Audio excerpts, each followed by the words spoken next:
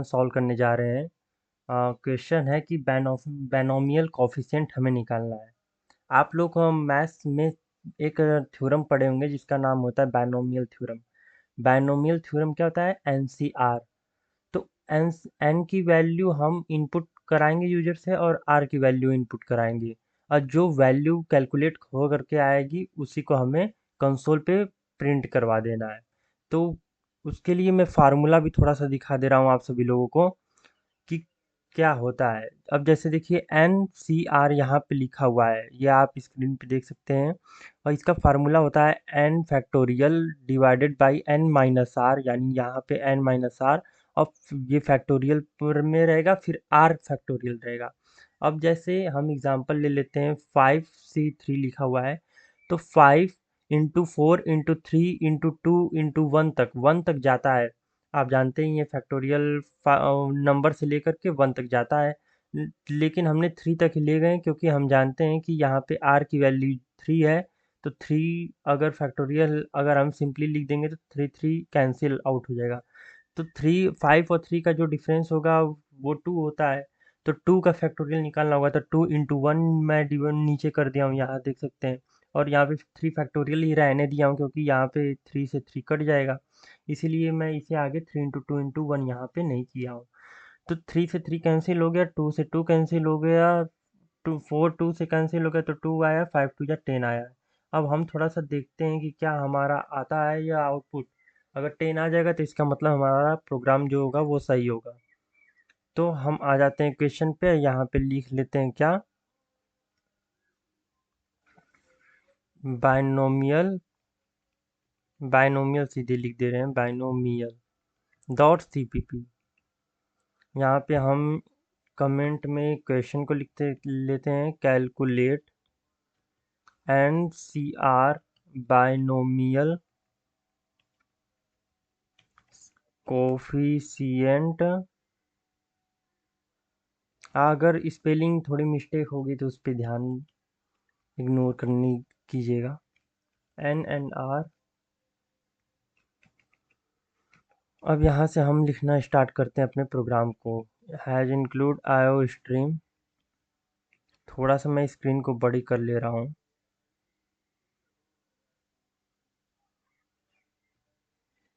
फिर यहाँ पे लिख लेता हूँ यूजिंग नेम स्पेस std। अब सीधे मैं अपना मेन फंक्शन बनाता हूँ।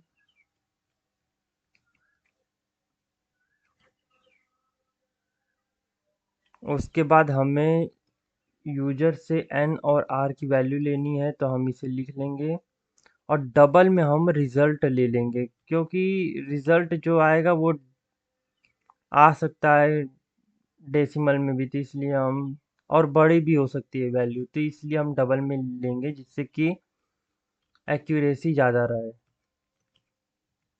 फिर हम यहाँ पे लिख देंगे inter the value of n। ठीक है दोस्तों। फिर यहाँ पे हम सी इन करेंगे, फिर r कर देंगे, फिर रिजल्ट में स्टोर करा लेंगे जो आई होगी हमारी कैलकुलेट होकर के, ये हम फंक्शन में कैलकुलेट करेंगे पास करके, और यहाँ पे हम binomial of the expression is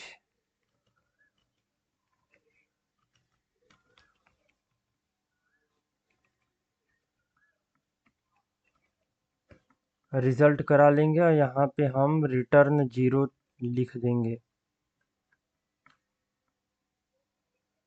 ठीक है दोस्तों, इसे हम, अब सही है, रिटर्न 0 करा लेंगे। अब इसके बाद अब हमें यहाँ पे देखिए n और r पास कर दिए हैं यहाँ पे, तो हमें एक फंक्शन बनाना होगा ncr नाम का, जो क्या करेगा कि फैक्टोरियल काउंट करेगा, क्योंकि हमें यहाँ पे आप देख सकते हैं, यहाँ पे हमें n की वैल्यू जो पास करें उसका फैक्टोरियल निकालना है, फिर n - r जो डिफरेंस है उसका फैक्टोरियल निकालना है, फिर आर का फैक्टोरियल निकालना है यहाँ पे, और जो एन फैक्टोरियल आएगा उससे डिवाइड कर देना है इन दोनों को। तो हम क्या करने वाले हैं कि हम एन सी आर नाम का हमारा फंक्शन है ये जो बनाना है मुझे, इंट एन आएगा ही आएगा और इंट यहाँ पे आर आएगा। फिर फिर हमें क्या करना है कि डबल में ही हम स्टोर कराएंगे फैक्ट एन नाम का वेरिएबल बना लेते हैं, मतलब कि फैक्टोरियल एन।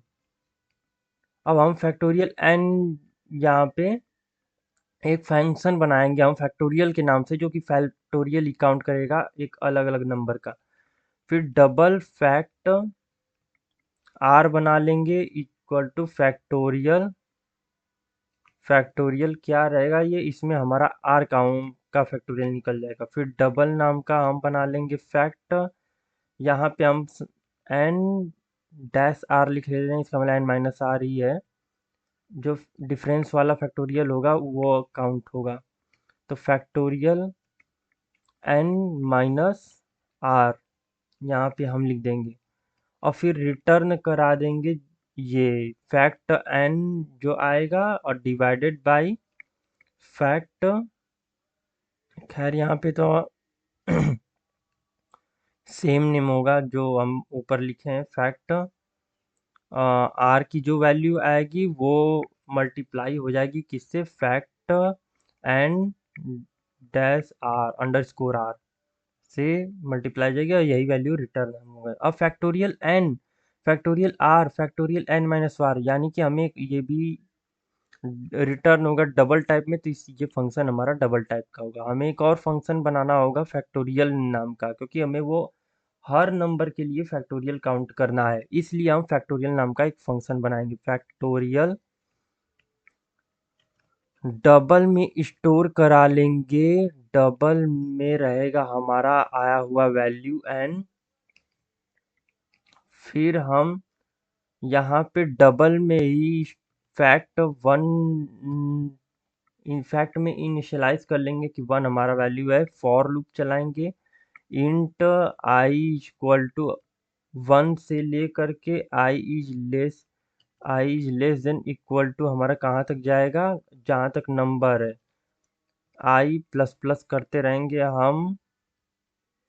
फिर फैक्ट में हमारा क्या करते रहो, फैक्ट में जो वैल्यू है और आई तक मल्टीप्लाई करते रहो, और यहाँ पे हमारा रिटर्न कर दो फैक्ट में जो वैल्यू आई हुई है।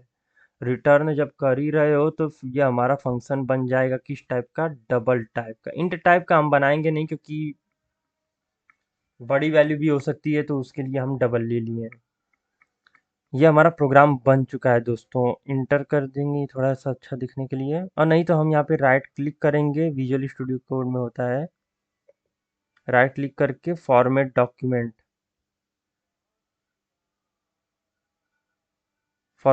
कर देंगे तो हमारा ये बन जाएगा।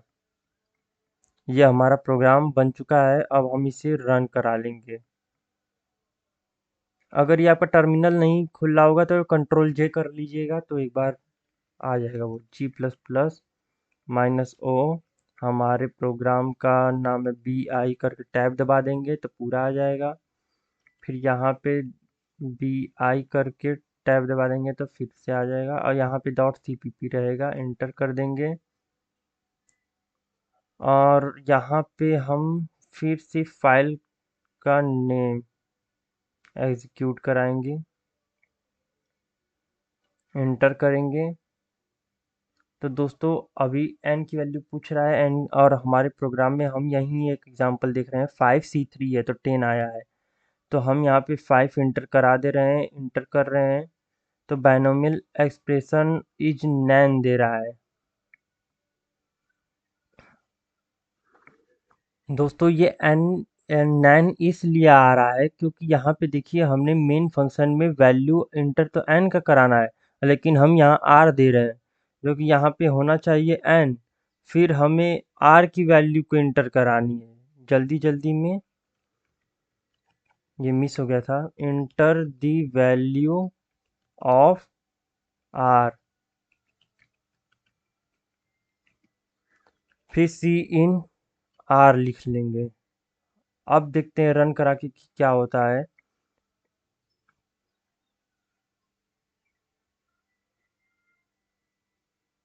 अभी enter the value of N आ रहा है तो 5 इंटर करा देंगे। फिर अब enter the value of R तो 3 पूछ रहा है।